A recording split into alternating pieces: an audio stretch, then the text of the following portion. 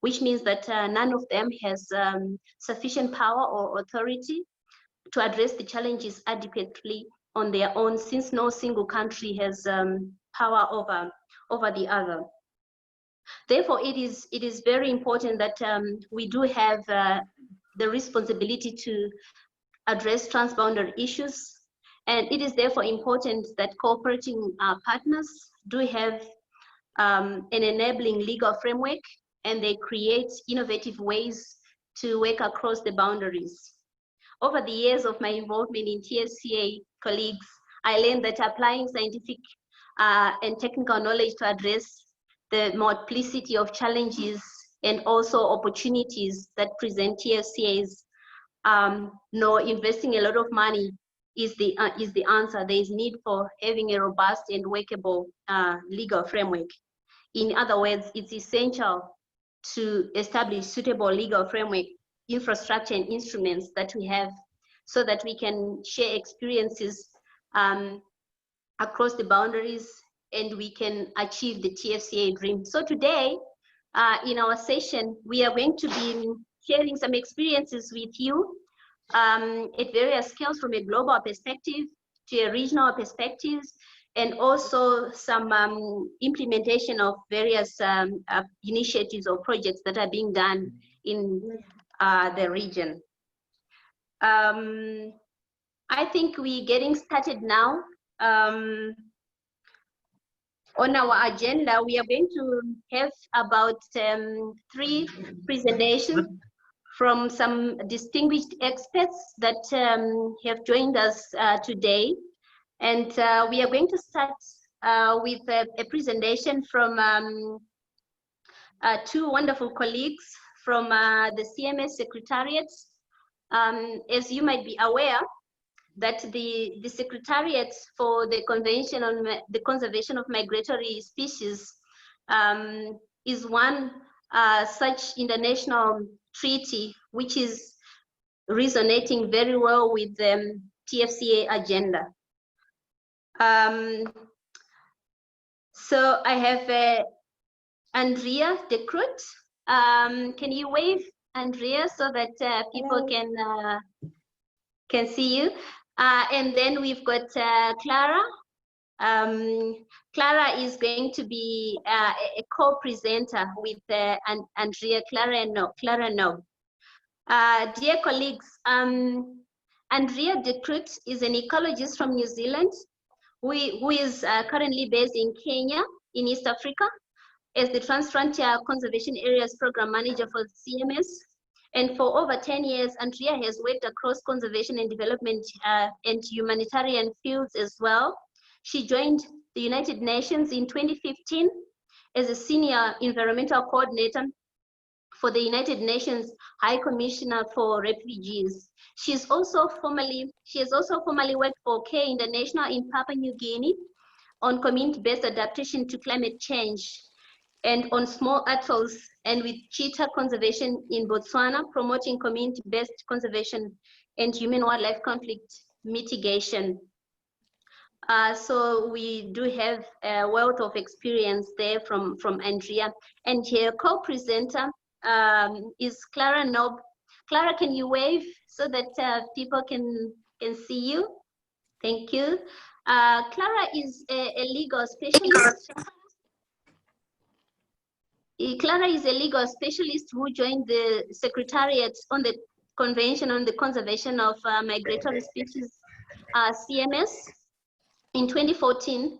And before taking on the position of the head for Terrestrial Species Program in January last year, Clara served as the first CITES CMS Program Officer. As you might be aware, that there is an MOU between the Convention on the Conservation of Migratory Species and the Convention on International Trade in Endangered Species of Wild Flora and Fauna, CITES. And we are honored to have Clara to share with us some experiences, as she was actually the first program officer to occupy that position.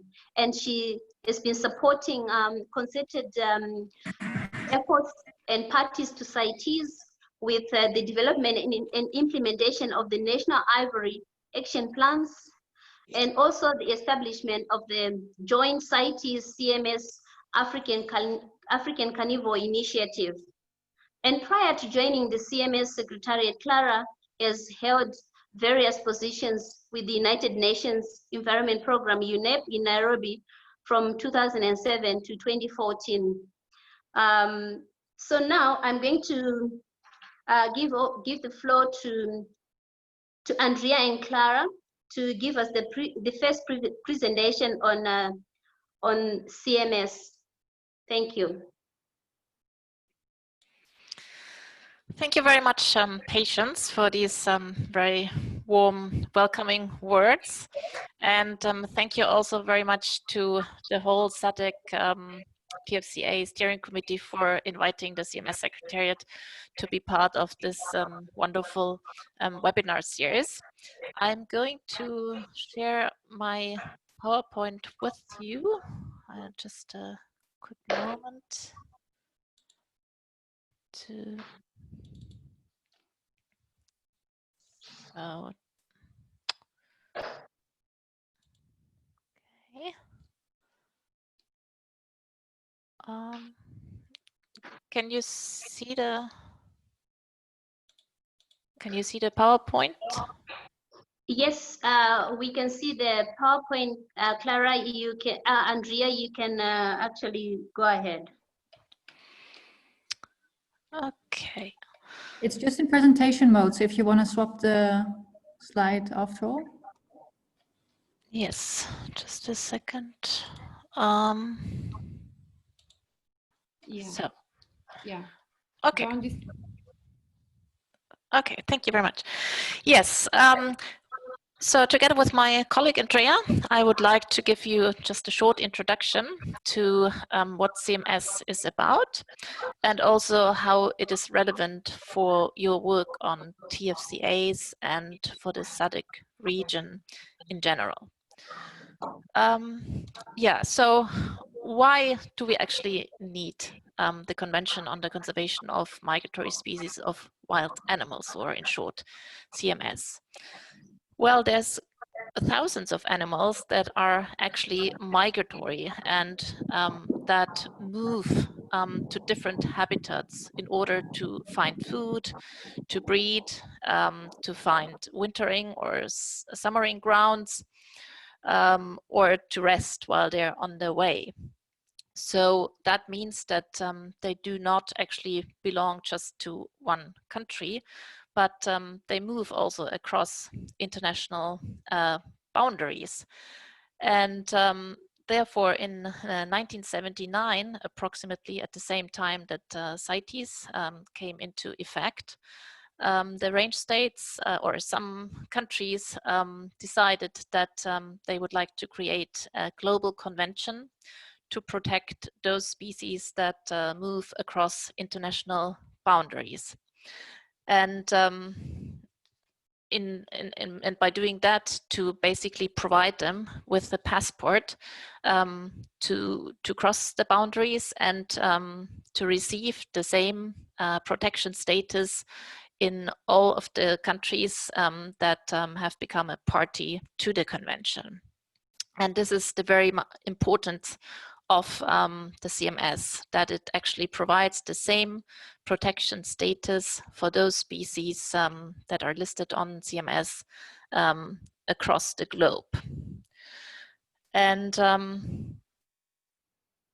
we have different kinds of species that are covered under CMS.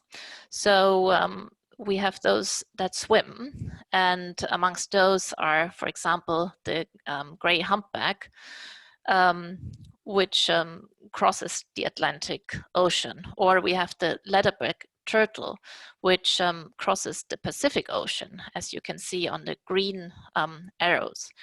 Or we have the great white whale sharks, which cross the Indian Ocean. So you see that some of these species that are protected by CMS really move across very, very long distances and involve countries and range states that are not just neighboring countries. Then we have those, CMS also protects those species that fly. So as example, we have ospreys, which move north and south between Europe and Africa. We have the Arctic tern, which moves very, very long distances. You can see again the green arrow on the map on the right-hand side from the Arctic to the Antarctica and back. Or we have the bar-tailed godwit, which is also protected by CMS and whose migration routes you can see in the form of the blue arrows on the map. And apart from those species that swim and fly, CMS also conserves those species that run.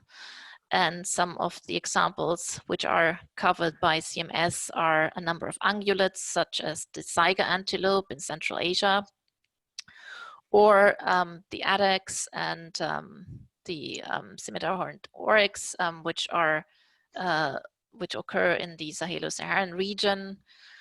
Or we have the cop in Ethiopia, South Sudan, and gray zebra in Ethiopia and Kenya. And of course, those species that run, they are particularly relevant for neighboring countries. CMS, similar to CITES, CMS also works through appendices and listing species on 2 different appendices. So Appendix 1 is that appendix that lists those species which are endangered with extinction. And by proposing to list a species on Appendix 1 and the COP subsequently agreeing on this listing, this means that parties to the convention and of course the range states of that particular species must prohibit the taking of that species. And taking of that species also means the hunting of the species or the killing of the species or the harassing of the species or any attempt to do so. If a species is listed on Appendix 1, then the range states who are parties to CMS also must endeavor to conserve and restore important habitats of that species, as well as remove any obstacles to migration. And that means, for example, mitigating the effects of any road construction or train constructions, or trying to find mitigating solutions to any border fences, etc. So this is very important again for terrestrial species, which yes, can obviously not fly across any of these obstacles. Then the second option to conserve a species under CMS is by listing it on Appendix 2. And that means that a species listed on Appendix 2 shall be, well, the range states or parties of the convention shall endeavor to conclude any international agreement to benefit the conservation of that species. And unlike in CITES, in CMS, species can be listed both on Appendix 1 and at the same time also on Appendix 2, just because these 2 appendices have a very different meaning. So unlike in CITES, where the status of protection is different depending on whether a species is listed on Appendix 1 or 2 or 3, in CMS, a species listed on Appendix 1 does receive the highest degree of protection because parties must prohibit the taking of that species, but it can also be listed on Appendix 2, so that parties come up with additional conservation measures to protect that species. And resulting of these two different listing possibilities, if a species is listed on Appendix 2, then, as I was just explaining, the range states are encouraged to come up with some additional conservation measures for that species. And this has resulted under the CMS Mother Convention that a number of additional agreements have been concluded between range states, but also non-range states, to protect specific species, or some of them also apply to specific regions. So the difference in these different agreements are one of legal status, mainly. So for example, we have 7 legally binding agreements, and they all have terrible acronyms, unfortunately, but you can possibly see from the logos what kind of animals they cover. So amongst those which are relevant for the SADC region, we have the agreement on the conservation of albatross and petrels, and then of course the gorilla agreement and the African Eurasian waterbird agreement. And then there is an array of non-legally binding memoranda of understandings. And again, some of them, the SADC members are also signatories to.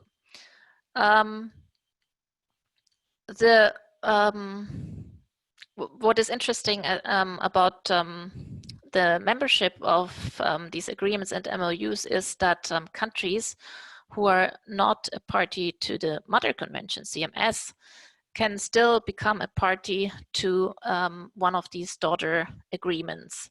And for example, the United States, which are not a party to CMS, are still a very active signatory in the Memorandum of Understanding on Sharks, and in the Memorandum of Understanding on the Indian Ocean, Southeast Asia Marine Turtle Agreement.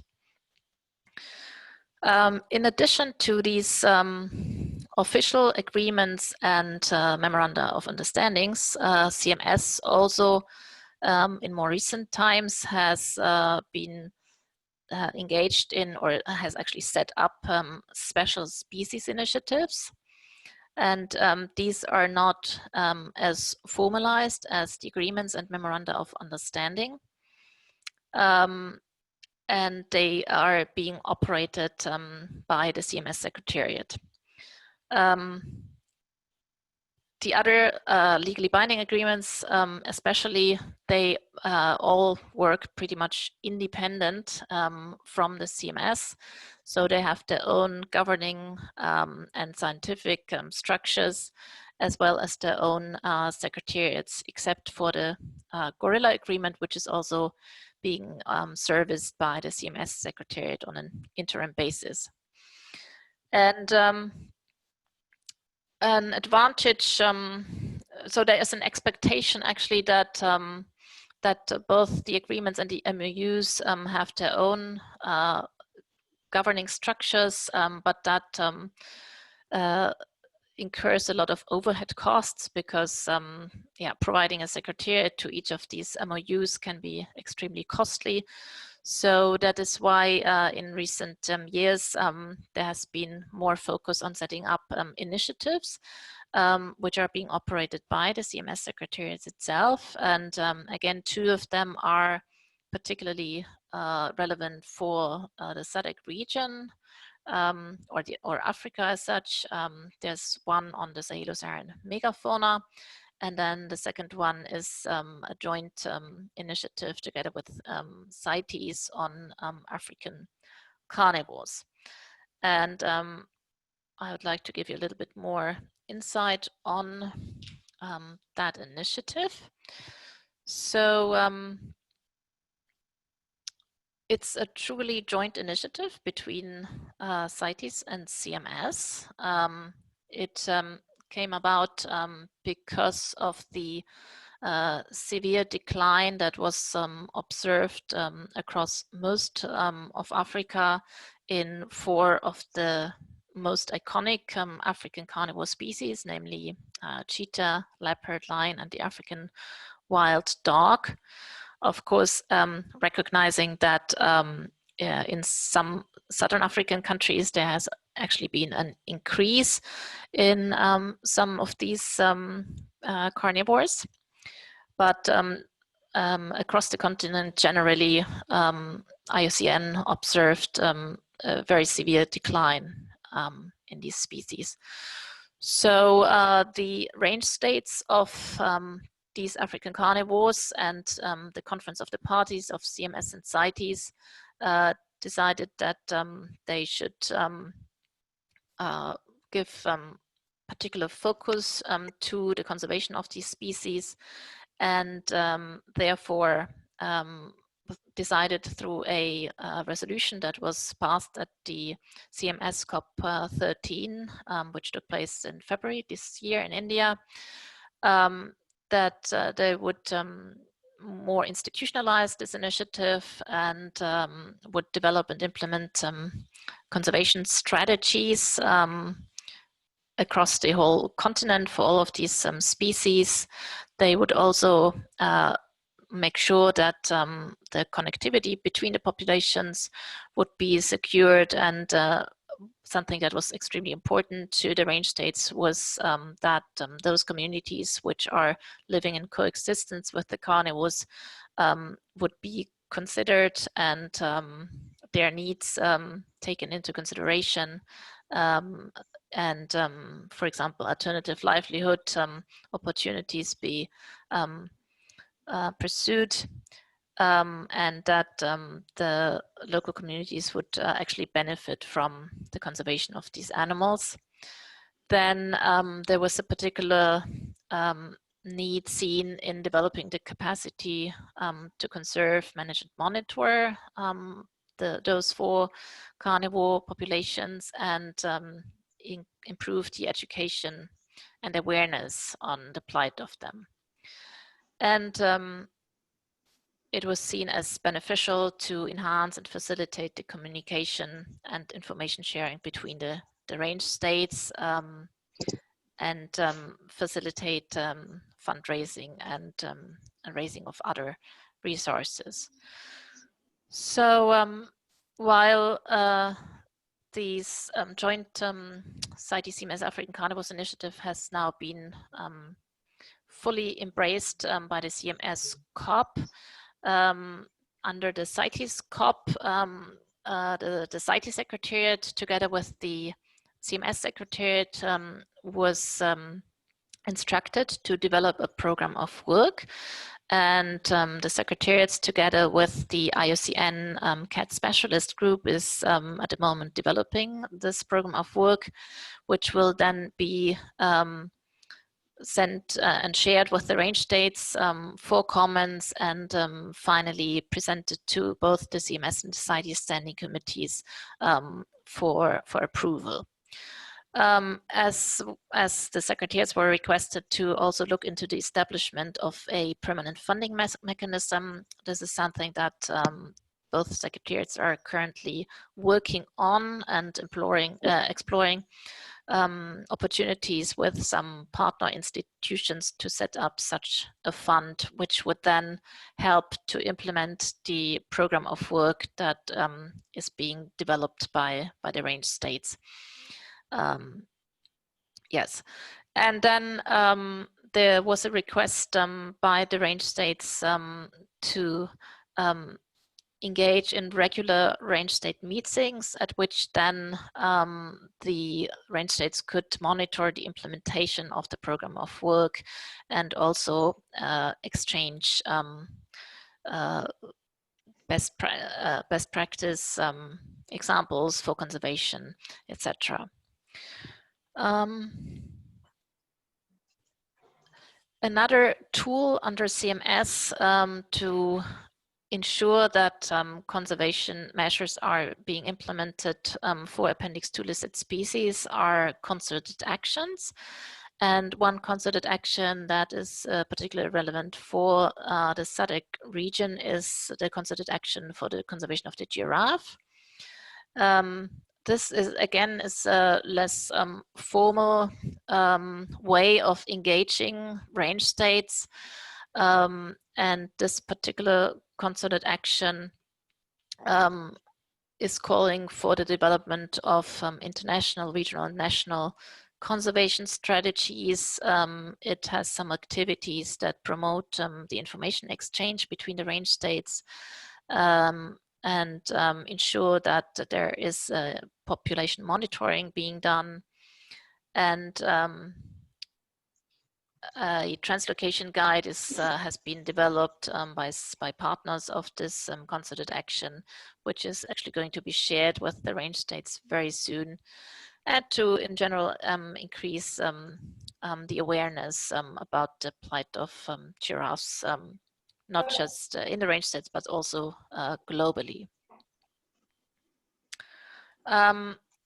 So apart from having the convention itself and then the different agreements, MOUs, special species initiatives, and concerted actions that we use to support parties with the conservation of animals, we also engage in the implementation of projects. And one project that is of particular relevance to SADC members, but also to this group, is the work to support TFCAs. And this is where my colleague Andrea is going to give you some insights on.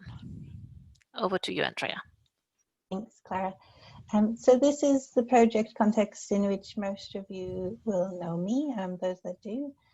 This is the project where CMS is supporting transfrontier conservation areas across the region. So not just in SADC, but also in the East Africa region and in the IGAD area. So we have a big scope and certainly a lot of exciting work to do.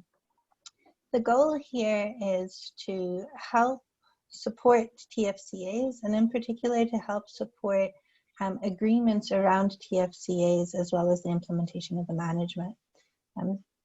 As you would have noted from Clara's presentation so far, CMS has a real speciality and strength in helping bring together countries and governments to support agreement building, and this is really important. Thanks, Clara. Let's on to the next slide. Good. Sorry, previous slide. Okay. With the lion. Yeah, perfect. Thank you. The reason that this is critical and the reason that CMS is able to support is getting this agreement and understanding across countries will help us to step up the way that we do conservation, to start to match the way that the illegal wildlife trade has stepped up its game and really become very sophisticated. Now, without good tools for coordinating and ensuring that we're working together across these species, we will be outmatched, because it really has become a very highly organized and well-coordinated process of wildlife crime and trafficking.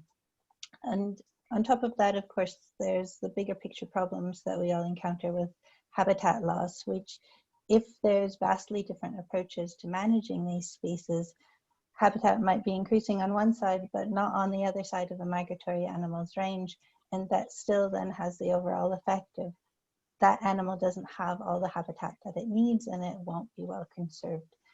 So these coordination methods through developing agreements and coordinated approaches to management are really key to ensuring these animals have a place to live in the future. Next slide, please. So specifically the goal of this project, which is actually an interagency project where we're also working together with CITES and the UN Office for Drugs and Crime, is working to strengthen sectoral management and conservation for wildlife. It's also promoting legal reforms. So where we can, we're discussing with governments the possibility to help align the legislation that's involved in both managing and creating these TFCAs, as well as the legislation related to wildlife crime. And finally, it's looking to reduce unsustainable use. So this is again where we're looking at more on the landscape level, how can we integrate these spaces into broader development programming to ensure that they help the overall economic and social development of a country, but the environmental integrity is still maintained. Next slide, please. So it does have 5 results areas, which, as I mentioned before, it's really broad program. So I hope that we will be able to engage across all of the 3 regions in a way that's really tailored to the region. In some regions, it makes sense for CMS to support the development of high-level political instruments to help develop the formation of TFCAs. I know that in the SADC region, that's actually progressed really well. So what we're hoping to do in the SADC region and what we've already started with some webinars is start learning and distributing some of the learnings from the SADC region to the other regions who might be able to model what you've done here. We're also able to support multi and bilateral treaties and agreements or MOUs, depending on what makes sense for the specific TFCA. And that's something that we're looking at supporting in certain TFCAs in the SADC region. Then results 3, as I noted before, is this idea of harmonizing legislation. And it doesn't have to be necessarily legislation, it could also be policy. Wherever there's an appetite for us to support the harmonization of the way that legislation is implemented or the development of legislation or the policy that comes out of legislation, there's an opportunity for us to help and promote consistency across the countries.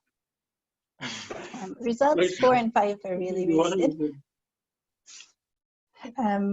They are related to actual management plans. So this is where it becomes a little bit more hands-on spade in the ground work. What can we do in certain specific TFCAs to help, and particularly working with actors that are already there, to push forward either the development of management plans or where management plans exist, their implementation. And that, again, could be a range of things really depending on the TFCA. So that is a broad overview of the program. And I would really encourage anyone who's interested to learn more about this to reach out to me. I'll put my email in the chat box. We're looking especially to build partnerships and understand what everyone is doing so that what CMS brings to the table is really this added value of its experience with agreement building and bringing harmony and conversations between different countries and working together with what's already there to be able to strengthen it. So with that, I will hand back to Clara for the rest of the presentation. Thank you very much, Andrea. Well, I would like to take you back to some of the overarching knowledge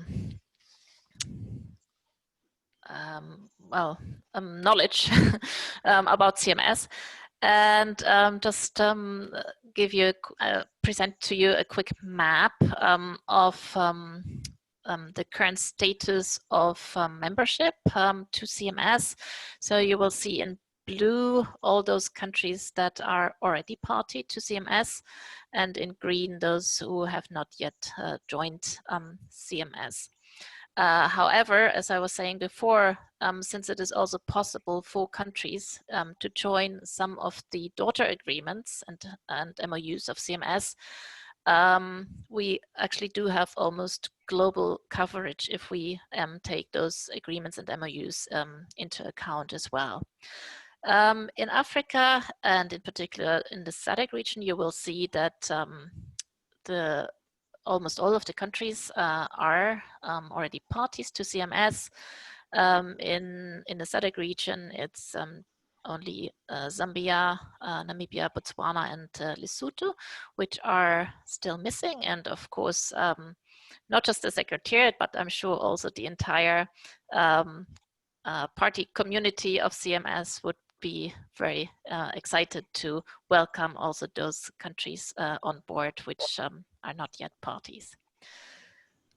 Then just a very quick introduction for you of how you can engage in CMS. Of course, those of your countries who are parties to the convention usually participate in the COPs of CMS.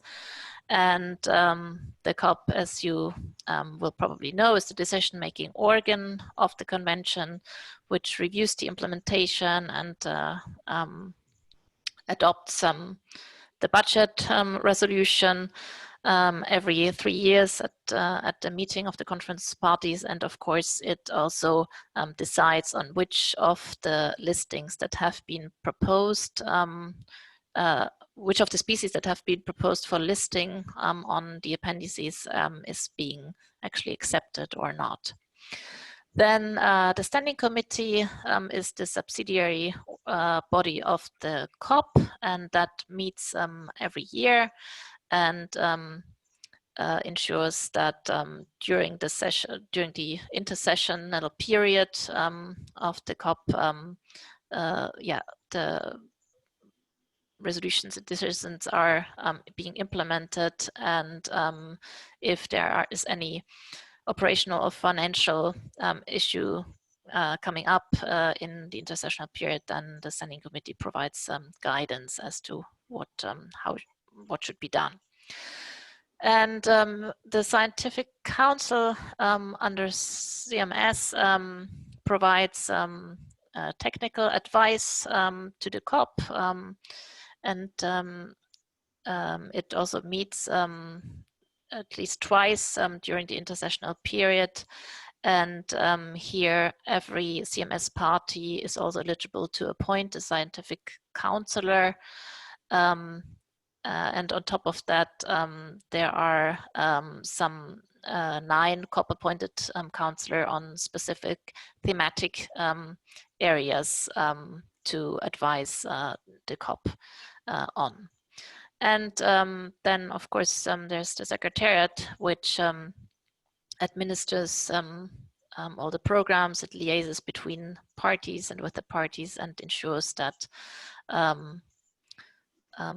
all the intersessional work is being done and resolutions and decisions are being implemented. Under the Standing Committee and the Scientific Council, there's a number of working groups on, again, specific issues which would also be relevant to some of you. But just in summary, why is CMS important for your work on TFCAs?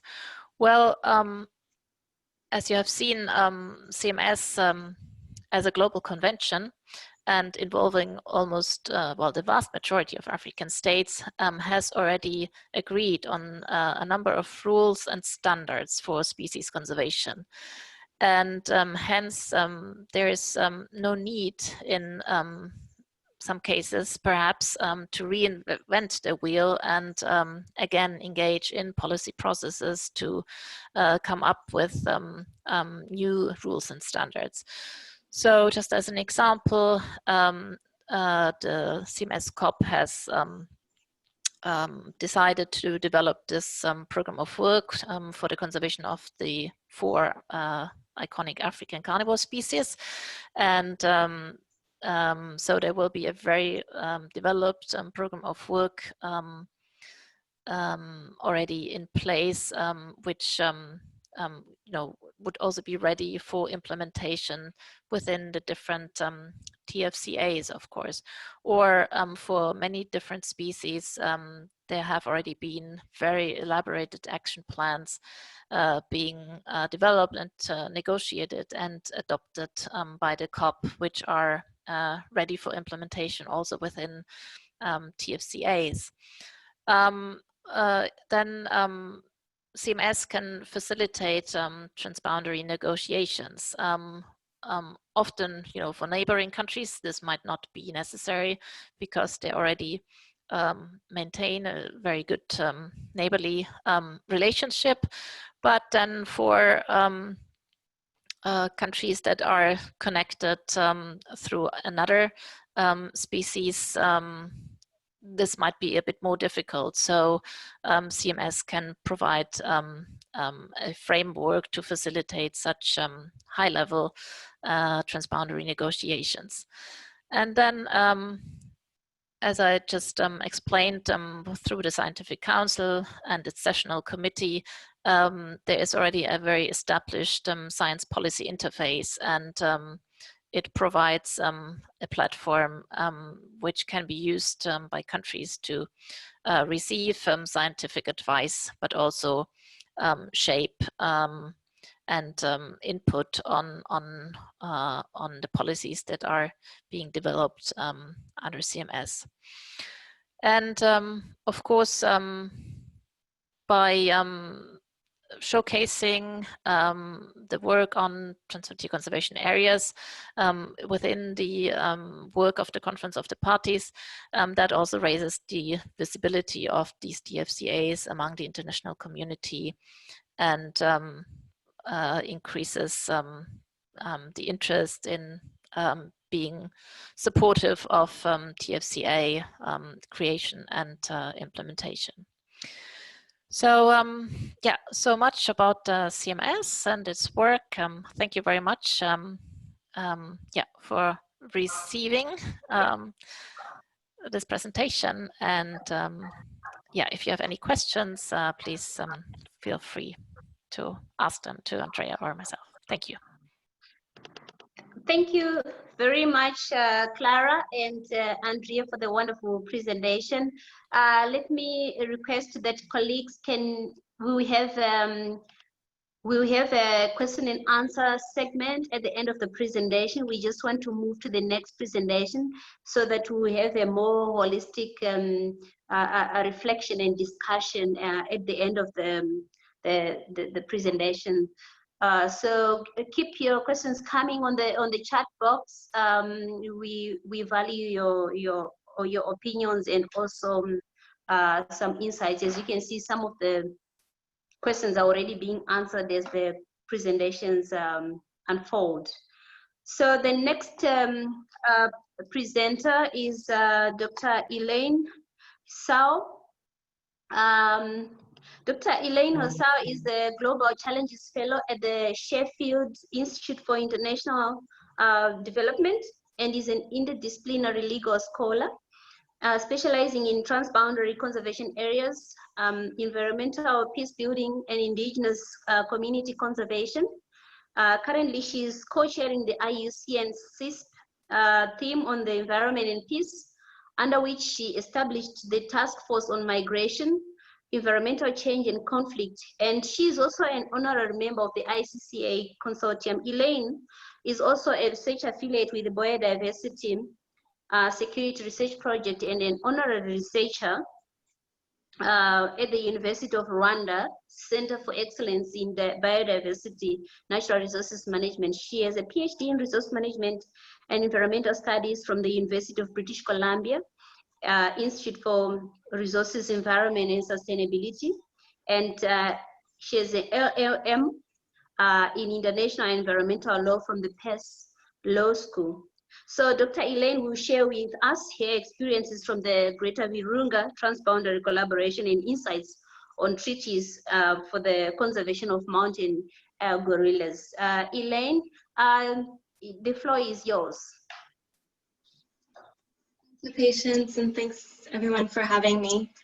I'm going to try and just share my screen here.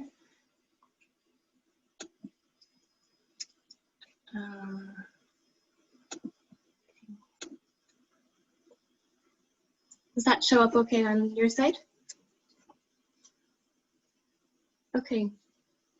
So I just wanted to make a small disclaimer and say that I don't actually represent the Greater Virunga Transboundary Collaboration, but I have spent quite a few years studying it as a legal researcher, and especially as someone who's interested in how the transboundary legal framework works, specifically in terms of conflict resolution, environmental peace building, and then looking at how communities participate in these kinds of transboundary initiatives. So I'm going to just jump right in here. Okay, so just to situate ourselves a little bit, the Greater Virunga landscape is a trans-frontier conservation area between the Democratic Republic of the Congo, Rwanda, and Uganda. It consists of 7 national parks. There's a Virunga National Park in the DRC, and that's the big, the larger area here on the left side. And then Volcanoes National Park down here in Rwanda. And adjacent to that, you have Mugahinga Gorilla National Park in Uganda, Bwindi Impenetrable National Park, Queen Elizabeth National Park, and then the Ruwenzori Mountains and Semliki National Park. There are 3 reserves. There's the Kigezi and Chambura Wildlife Reserves in Uganda, and then the Sarambwe Game Reserve in the DRC. And these, this is an incredible kind of biodiversity hotspot that has everything from glaciers to World Heritage Sites to biosphere reserves, Ramsar sites, equatorial savanna, and of course, the most famous of all is the endangered mountain gorillas. So when I think about legal frameworks and law and transboundary conservation, I always like to use this photo by Joel Sartoy. And this is actually, you can see here on the right side of the screen, that's Queen Elizabeth National Park in Uganda. And then in the far distance in the darker green is Virunga National Park in the DRC. And then of course you can see all the community land here in Uganda, right up to the TFCA boundaries. I mean, this really, I think for me, demonstrates how important the law is. That line is drawn there because a protected area was gazetted. And there's cooperation between this lighter area and this darker area because of these transboundary agreements. Just to give you a little bit of a run through of how the transboundary legal framework came together, I've tried to list kind of a number of the key dates that brought this collaboration together. So in 1959, research began in the Virunga Massif on the mountain gorillas, and this kind of rose a lot of awareness around the critical endangerment of the species, and also the reality that it was a divided ecosystem in terms of administration. In 1979, they began to organize anti-poaching patrols and education programs, largely under the Mountain Gorilla Project. This was a project by the African Wildlife Foundation, Flora and Fauna International, and the World Wildlife Fund. In 1991, this evolved into a trinational initiative, now known as the International Gorilla Conservation Program, or IGCP. So IGCP is basically the institutional predecessor of GBTC, and it was an NGO-based collaboration. Around this same time, in the early 1990s, the 3 countries agreed to coordinate gorilla monitoring across the borders. And so this was kind of considered the informal birth of the current Greater Virunga Transboundary collaboration. But it wasn't until 2004 that you actually see your first transboundary agreement. And basically what this was an agreement between the 3 protected areas authorities.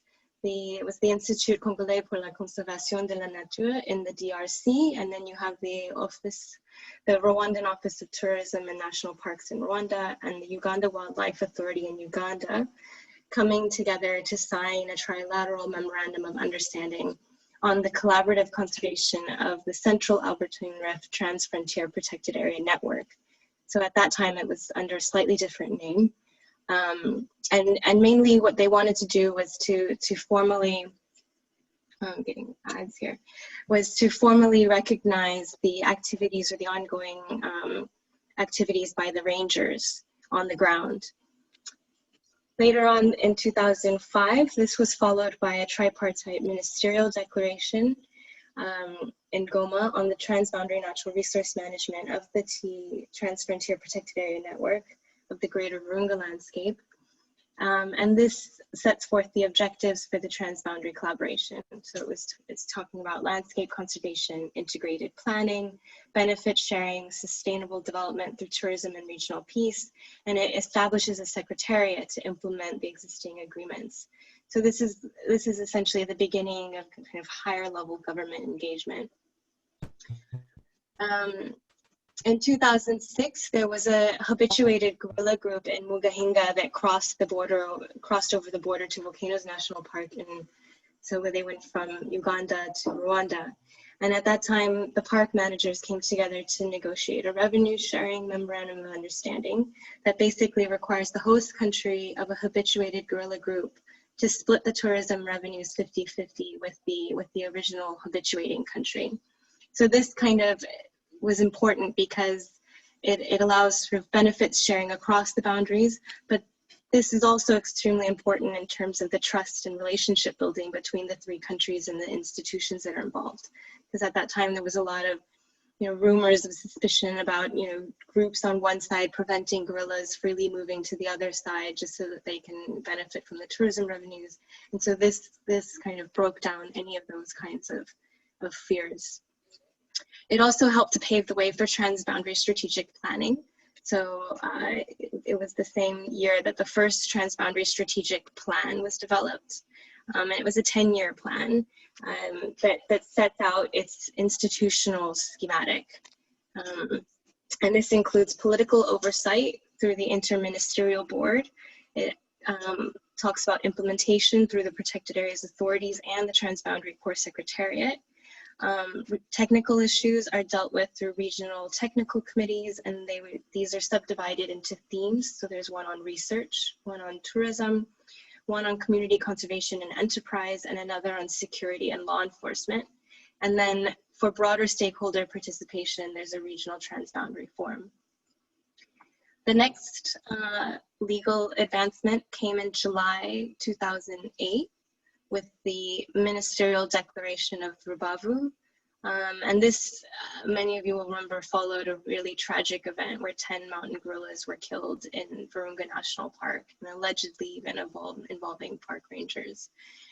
So the Rubavu Declaration called strongly for disarmament of the armed groups in the DRC and was about promoting regional security and effective peacemaking processes, which include poverty reduction strategies.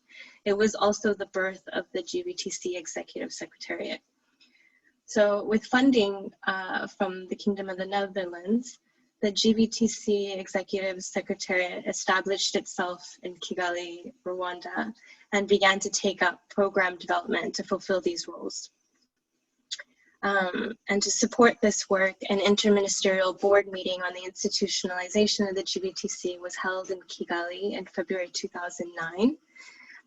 This and then the 2013 headquarters agreement have reaffirmed or basically formalized the GVTC's various institutions.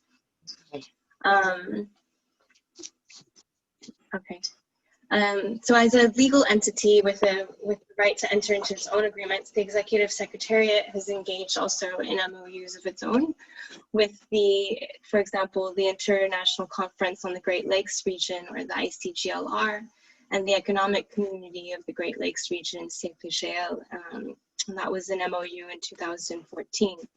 And this talks about pursuit of peace, security, stability, and socioeconomic development as important and critical to environmental protection and the conservation of biodiversity.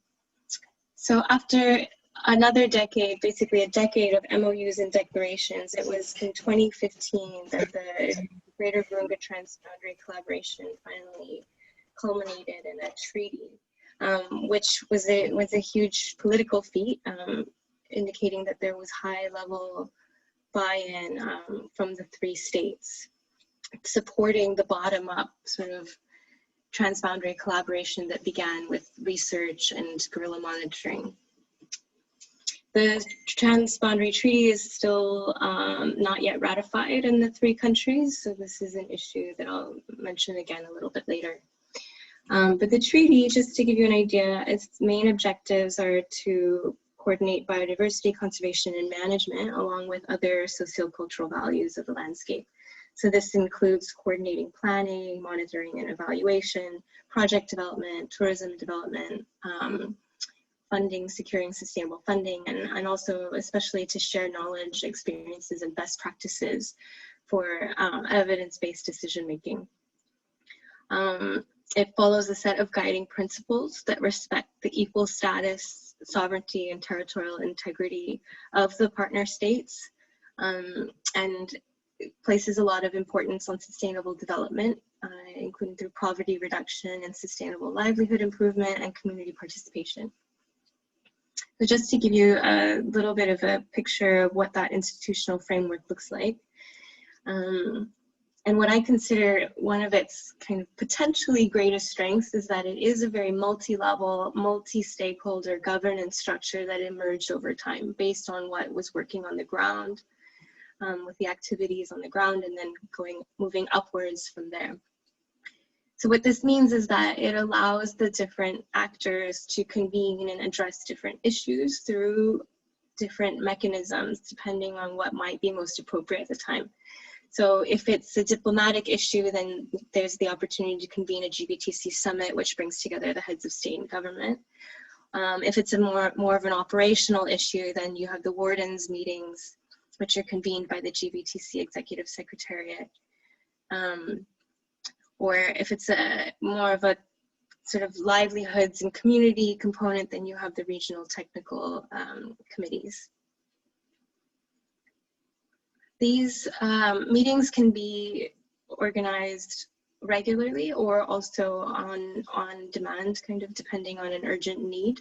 So at certain times when security issues were a problem or a challenge, that, emergency meetings were convened that brought in other partners, including security forces. And so this is one of the things that I think is really valuable about this transboundary institutional framework. The other thing that I think is always important is that, the legal frameworks only come to life on the ground through the transboundary institutions and through ongoing activities. And so I just wanted to give some examples of what I think has been really, really important about this collaboration. One of them being that the partnerships and the relationship building through either the regular or the irregular transboundary meetings organized by the GBTC Environmental Secretariat it provides an important forum to bring in various partners.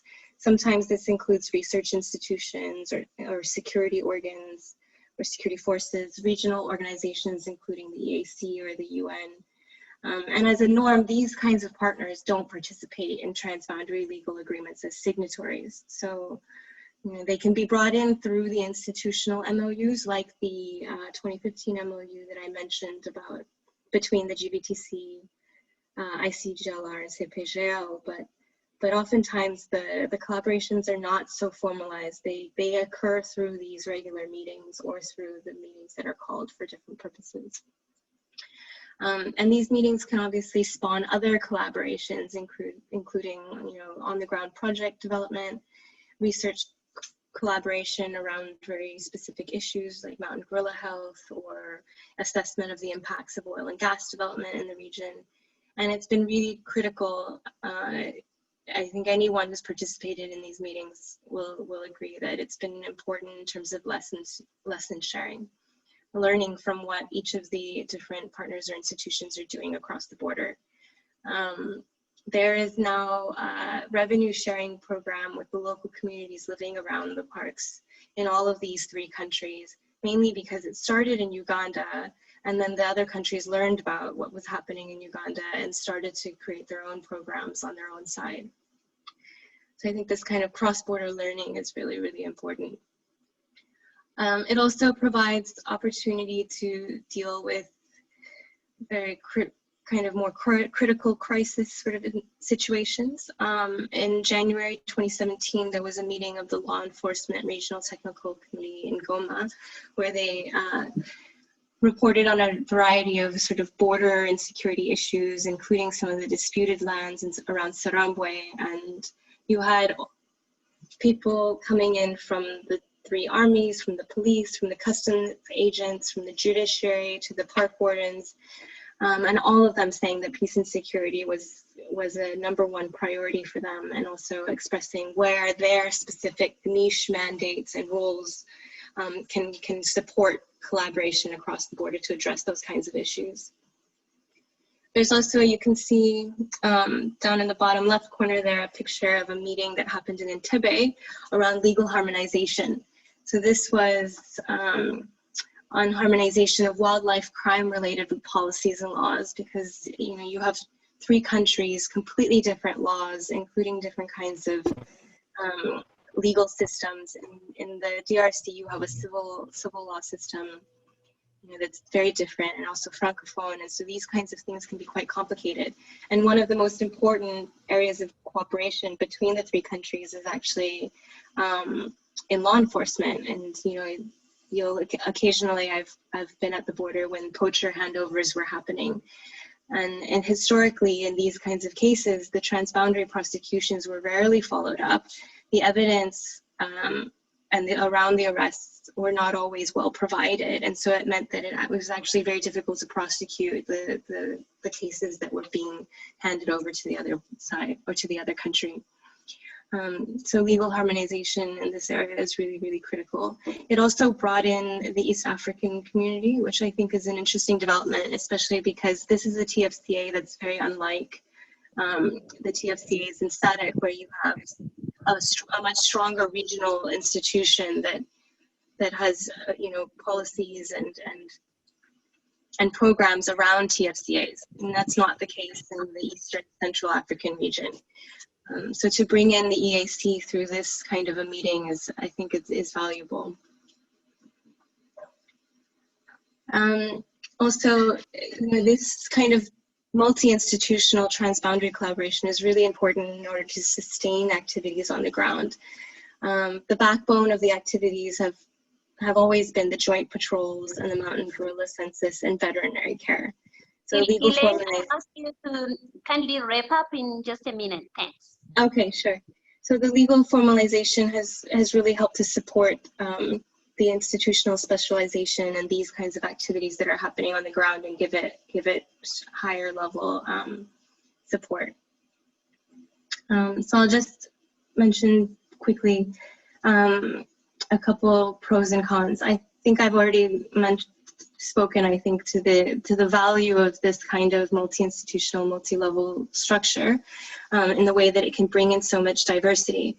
The challenge, though, is that it does remain quite reliant on a diverse group of partners with different mandates, and some not necessarily understanding conservation, some not necessarily understanding other aspects of the transboundary issues, and not always knowing when to call on each other and bring each other in. And one of the biggest challenges actually has also been that the ratification of the treaty still remains pending in all 3 countries. And so the budgetary support by the 3 countries to the government, to the GBTC Executive Secretariat is not yet in place. And this means that the GBTC Executive Secretariat is working on an extremely small budget, and its main donor has actually been pulling out a lot of its funding in hopes that the governments will step in and take ownership of this initiative. And so I think that's going to be its biggest challenge in the years coming.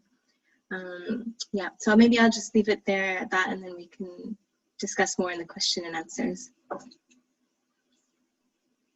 Thank you very much, Elaine, for the wonderful presentation. I wish you could go on and on and on. It was so interesting, but unfortunately time is not on our side, and I would want to have a more interactive session at the end of the presentation so that we can also tap on some of the interesting discussion points that are coming up on our chat box.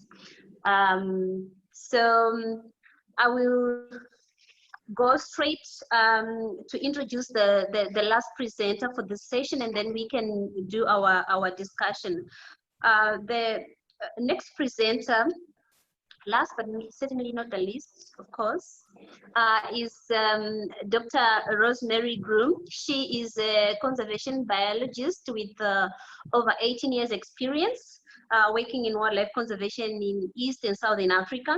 And since 2013, Rosemary has held the position of Southern African coordinator for the range-wide conservation program for cheetah and African wild dogs. And her areas of interest and expertise, including working at local, regional, and also even global levels with a variety of stakeholders. I can see a number of stakeholders who have joined us for this session. That's really great. Rosemary's interest is in carnivores, and I tell you, she's going to make you love those wild dogs. It rubbed on me when I interacted with her. And she's also interested in designing and implementing large-scale field conservation projects, which include strong education and community engagement. Community issues are always coming up, and I think they've been coming up in all our past sessions that we have had. And Rosemary is also a member of the IUCN Canid Specialist Group and is on the steering committee for the CASA TFCA Carnivore Conservation Coalition. Rosemary, you are welcome to do your presentation. The floor is yours. Thank you very much, Patience, and good afternoon, everybody. You'll be glad to know my presentation is going to be quite short. Let me share my screen. Here we go. Are we seeing this okay? I'm going to take that as a yes. I was invited to talk about the legal frameworks for transboundary species conservation on the Large Carnivores Programme. And that Large Carnivores Programme is the range-wide conservation programme for cheetah and African wild dogs. So yeah, my name is Rosemary Groom. I'm the Southern African coordinator, and I'm going to start the presentation with a little bit of a background about the program, and then move on to how it relates to the session topic about legal frameworks. I do need to give a disclaimer. I'm not a lawyer. I'm not a legal expert. I'm not even the range-wide program's representative at the CITES and CMS level. So I'm giving you very much a talk from a practitioner's perspective of trying to work across huge landscapes and many different countries, and how the legal frameworks are so important and complex for us. So why cheetah and wild dogs? Well, why do we do them together?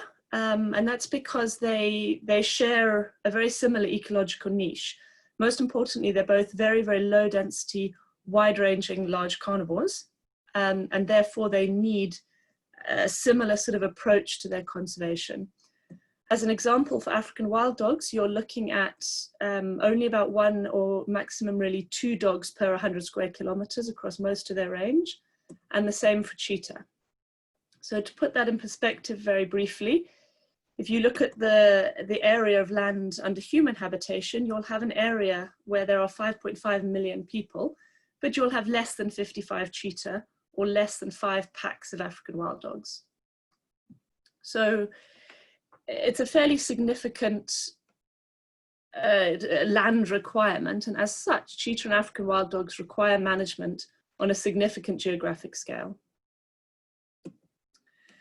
And that's what the range-wide program attempts to do. So this is a map of Africa showing where we work. The red coloration is the current resident range for cheetah, so where we know cheetahs still exist on the continent. And the countries colored in green are countries where the range-wide program has supported national governments to develop national conservation action plans. So across almost every country where there are cheetah known to be resident, the range-wide program has had an influence and supported governments to develop national conservation strategies. The little cheetah icons are where there is a national carnivore coordinator in place in the government wildlife authorities. I'll talk a little bit about more about them in a bit. But they are government wildlife authority employees who are trained and supported and financed to drive the carnivore conservation agenda within their countries.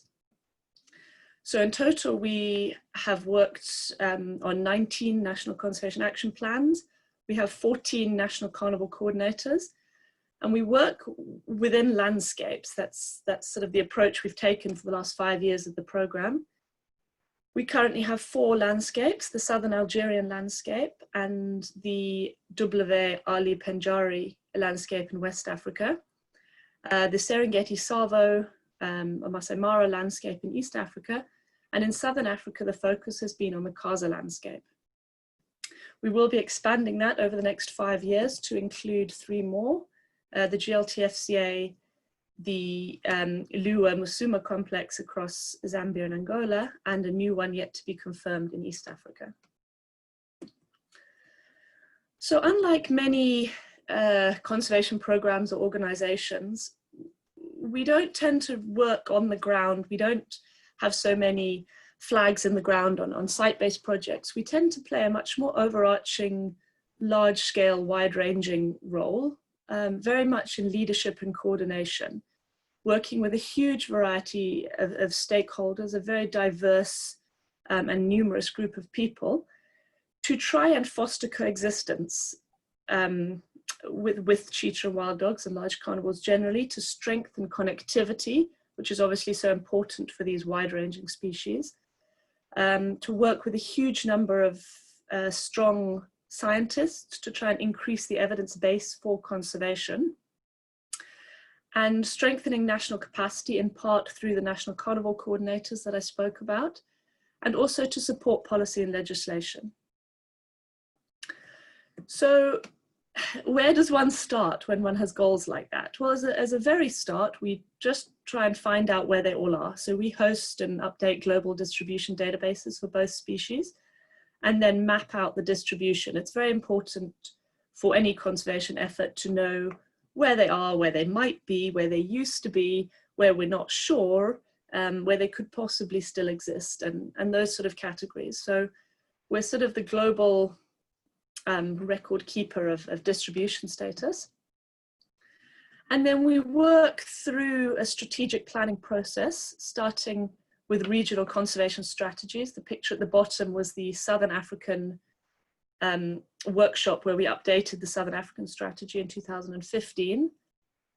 And then the implementing arm of those regional strategies is the National Conservation Action Plans on a country by country basis, and then going down into more local level plans and agreements. The strategic planning process, I will talk about very quickly. It's something that's familiar to all of us, where one starts with a vision down to goals, objectives, targets, and eventually activities, on the understanding that if you start from the activity level and work up, you will eventually achieve your objectives and goals. You end up with something frightfully unexciting that looks like this: unexciting but important. Don't worry about the details. The take home is that you end up with themes, objectives, targets, and activities. And in almost all national planning workshops I have held, without any prompting, without any background sort of guidance, almost every country has come up with a policy and legislation objective. And it's really interesting to me, who does not come from a policy or legal background of any kind, that every single country identifies this as something important for the conservation of these species. And it usually revolves around revising, updating, or strengthening national policies. Sometimes it's just a case of enforcement of policies. Often it talks about cross-ministerial policies, so not just the wildlife acts, but talking to other ministries and things. And sometimes it talks about policy harmonization with other countries, but it's always in there. So there's the Southern African strategy, and we've got 9 conservation action plans in the 9 range states in SADC. And the top photo here is the National Carnivore Coordinators. So it's just to explain that, again, a lot of the conservation at the scale we do it at has to be driven by the governments. And there are fantastic people in government. They don't always have the time or the training, the knowledge or the understanding to drive certain agendas. So through this cohort of government-appointed national carnival coordinators, through our training programs with our financial support and opportunities, they are there in place to provide the national capacity to drive some of our programs. And then briefly, there's also the TFCA level strategies. On the left here is the Wild Dog Action Plan, which was one of the stimulating influences to then develop the CASA Carnival Conservation Coalition, which then came together and did a whole carnival conservation strategy for the CASA TFCA. And those sort of strategies are where the real groundwork happens. And the range-wide program is a real driver of these sort of initiatives. So I'm sure some of you are scratching your head. I can't see any of you, but I probably would be. What has all this got to do with a talk about legal frameworks? Well, think about that map that I showed you and all those different countries, and you'll realize that we face a huge complexity in the legislative environment in which we work. We have to deal with national laws, national policies, which can be very different and sometimes contradictory, regional policies, local policies and bylaws, very, very important, and again, don't always speak directly to higher level things. Land use systems, different user rights, different legal protection systems, and then even if you get that sorted, you're looking at different levels of enforcement, and really critically different cultural norms. And whilst that last one is not really legislation or policy, it's absolutely critical, and the ways local people do and don't do things may be much more important than any policy framework. Now, if you're me, this is basically what you're doing right now, because I'm a zoologist. You know, I've got a background of wildlife conservation, and I think I'm pretty savvy at that. And then I come to this sort of situation and, you know, panic a little bit.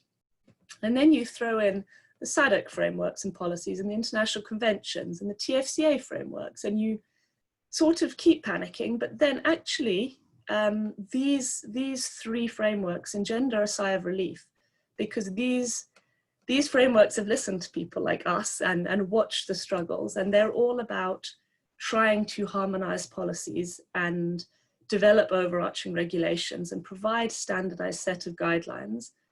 And I like the two earlier presenters, or one of them who said, you know, let's not try and invent the wheel. Let's not try and harmonize policies and come up with things. It's been done, and there are organizations that can do it and do it. And they're really, really helpful for organizations like ourselves or anyone working across transboundary frameworks. They're very useful in that if you are working across 2 or 3 or 4 countries that are all party to the same convention, you can use that as your legal mechanism for sort of trying to promote some kind of cohesive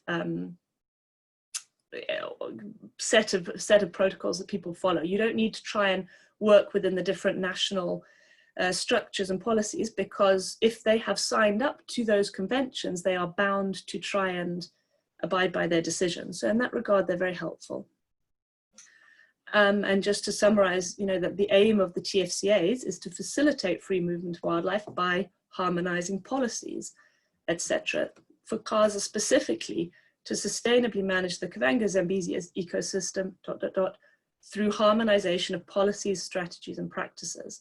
So it's all about that. That's what they do. And that's where we in Southern Africa are so fortunate to have these TFCA structures that are so developed, so much more advanced than in other parts of the continent. They really, really provide a huge advantage when working across these international boundaries.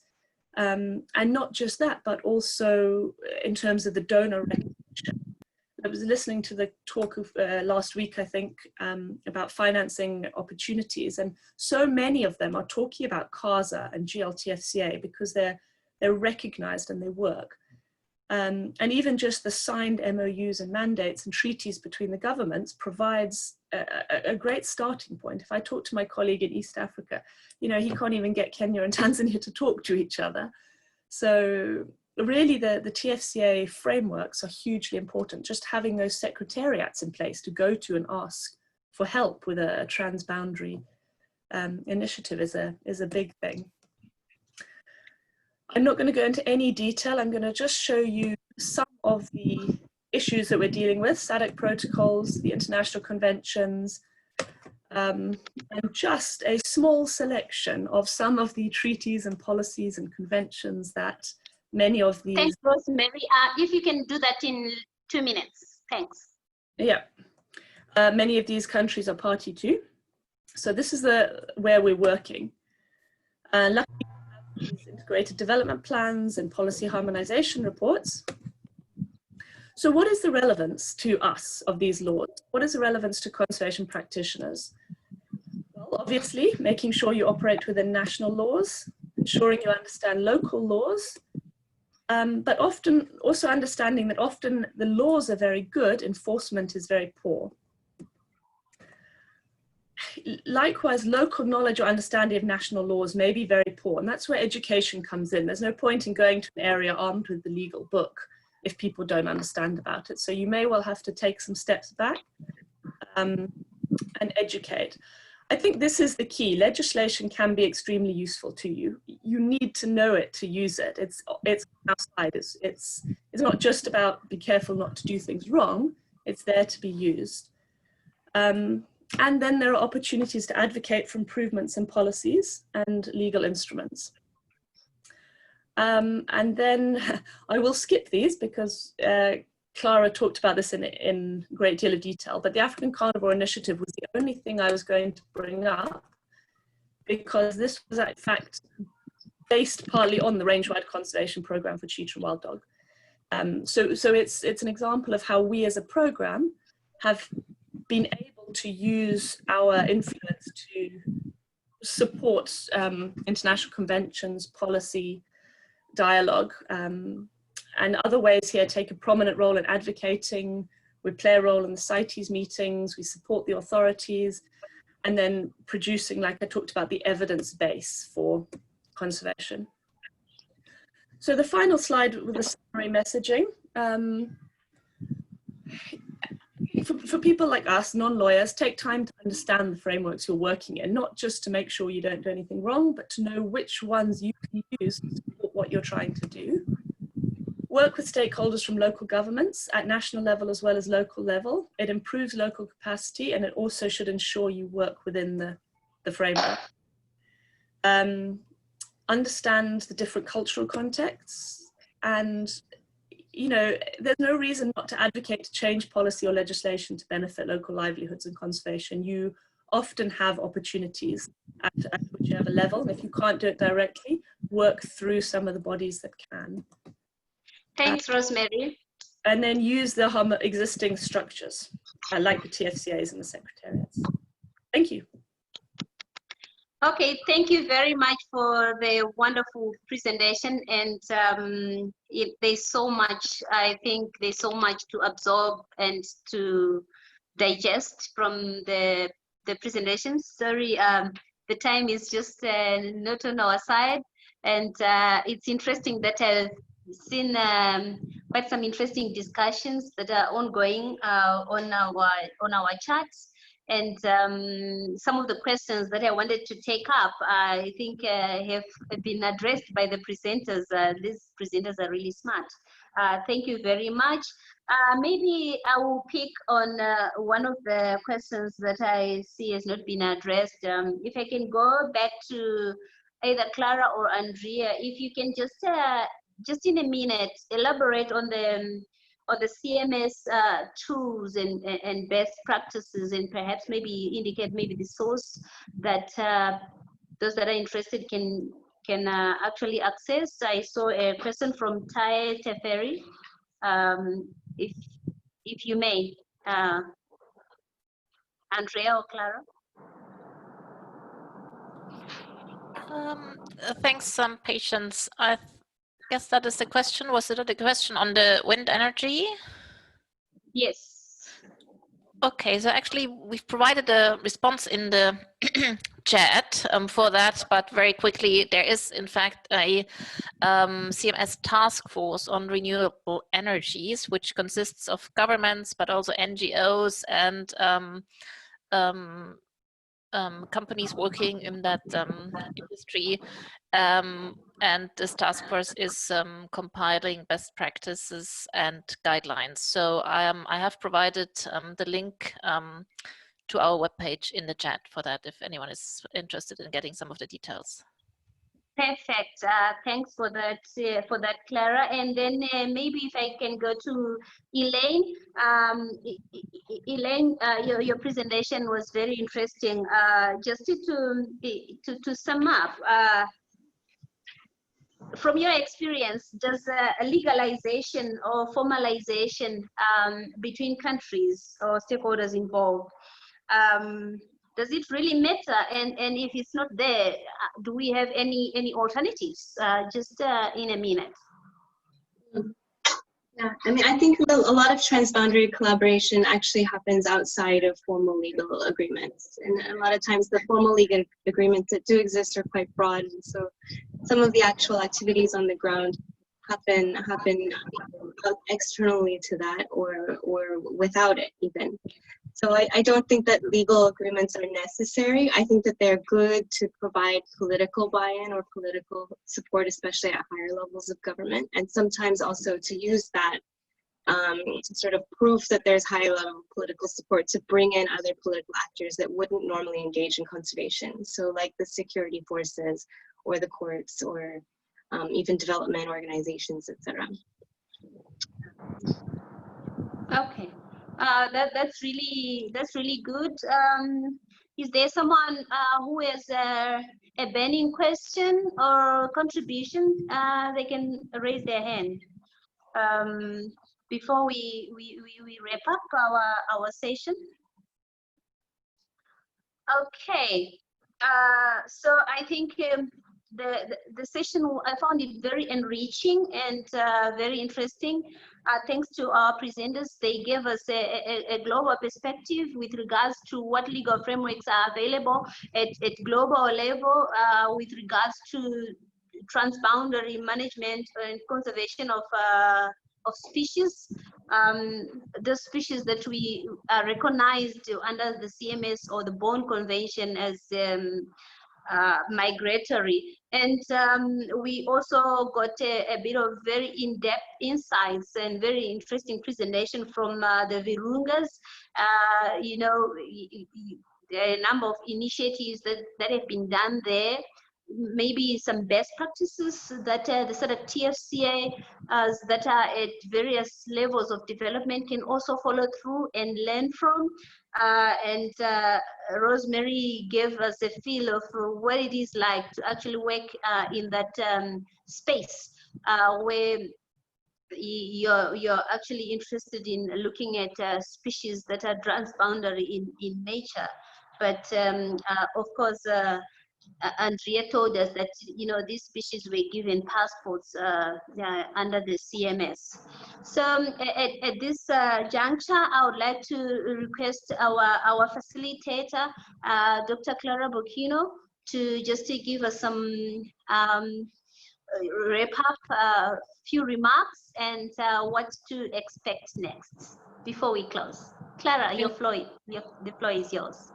Thank you very much, Patience. I have nothing to add to your wrap up, to be honest. You've clearly have been paying a lot of attention to the presentations, so thank you very much for that. But thank you all for your time today, both presenters, chairs, and our participants. We've had a very active chat, as you have noted, and the presenters, I think they've taken advantage of that to answer ahead of time, and probably in considering that we may not have had a wonderful discussion at the end. In closing, I just would like to remind you that this week is about legal framework. So even our deep learning session on Thursday will be looking at connecting the dots. That's what we called it. So we had to change it slightly at the last minute because Ramsar, the senior technical advisor for Ramsar Secretariat, had a problem and could not join us this week anymore. But we have redesigned the session to make it interesting still, I hope. So there will be Brian Mugurunyanga, who's a natural resource management expert from Zimbabwe, and then Daniel Marnevik, originally involved with TFCAs for the TBPNet and the TBPARI, for those of us who remember that. And now when BirdLife South Africa are looking at the key biodiversity areas and the OECMs and a new IUCN categories for conservation.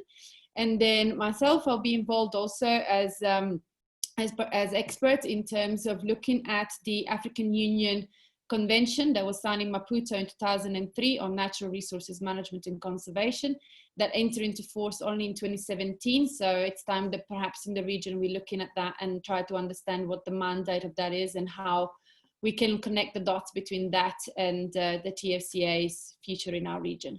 So sign up for Thursday. We'll see you all then, and enjoy the rest of your day. And thank you once again to all of you. Have a wonderful day. You may unmute yourself and put your video on and wave goodbye before you go and say thank you. Bye. Goodbye. Bye all. Thank you. Bye. Thank you so much, everyone. Bye-bye. Goodbye. Thank you. Bye. Stay safe. Bye. Bye. Thank you. Bye. Bye. Thank you.